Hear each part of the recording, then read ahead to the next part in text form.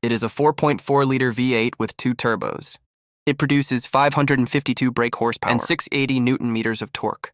As a result, this 18 and 70 kilogram 4-door saloon can do north 62 miles an hour in just 4.4 seconds. And have BMW not limited it to 155 miles an hour. It will be able to crack 200 miles an hour. How about that for something that costs $73,000? But if you want the BMW, which offers the most bang for your buck, it isn't the M5, it's this.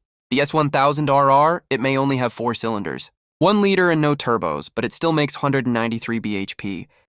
And weighing just 178 kilos means it has a whole horse for every kilo. So the question is, which is faster on a track? The bike or the car to find out. We've hired a faceless racer to risk his life on the bike, and a librarian to drive the car. Only joking, it's our resident racing driver, Owen Millenhall, in a brown sweater. For part may well be the maker of motorcycling, but as the track is slippery today, the bike is at a severe disadvantage. So we're gonna give it a 10-second head start, and then see if a librarian in an M5 can catch it. Ready, steady. Go bikes away.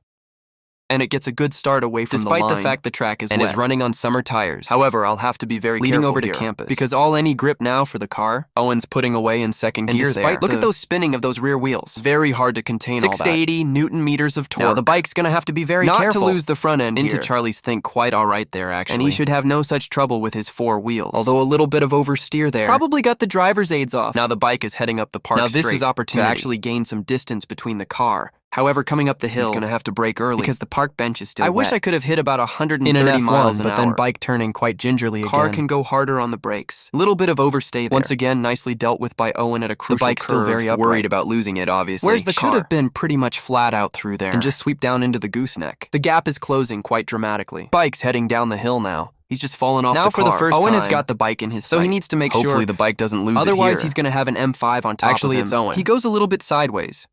Got a little wheelie there, and he's turning up towards the mountain. Now this should be very, very tricky for the bike. They've got all over him. That's what you can see in his now over the hill, got a little wheelie. They're heading into the whole bend. It's going to be particularly tricky for the conditions. I won't be able to brake much later. Makes it quite a bit distance. Might even be able to take the bike. Now they're heading into the hairpin. The bike remaining upright once again. It's very slippery, obviously, yes. So he goes slightly sideways a bit of time as they head down into the barn. On the leaves on the track. Must be quite nerve-wracking for the rider.